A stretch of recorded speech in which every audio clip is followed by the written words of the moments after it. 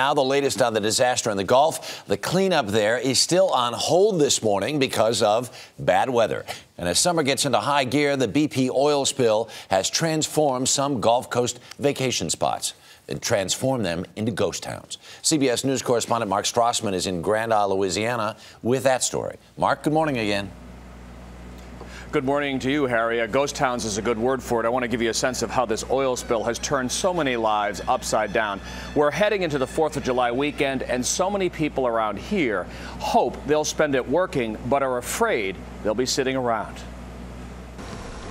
Among the groups who want to work, the spill's cleanup crews. For 2 days, they've done nothing. High waves and winds kept them docked as the oil kept coming ashore.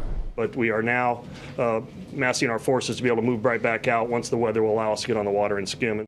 Shelley Landry owns Grand Isle's only grocery store. Since the spill, her business has plunged 60%. July 4th weekend is typically her busiest all year, but not this year. This is nowhere even close to what our summer usually is. Our 4th of July is usually, as we say, chock-a-block full. This is not even close. On Panama City Beach, July is the year's big moneymaker, and the 4th is the party holiday. But this July, the Edgewater Beach Resort expects to lose $500,000. There's no oil on the beach, and yet even relatives of General Manager Tom Sparks called to cancel their reservations. My own cousin, I could not talk them into coming. I could not convince them that there was no oil on Panama City Beach.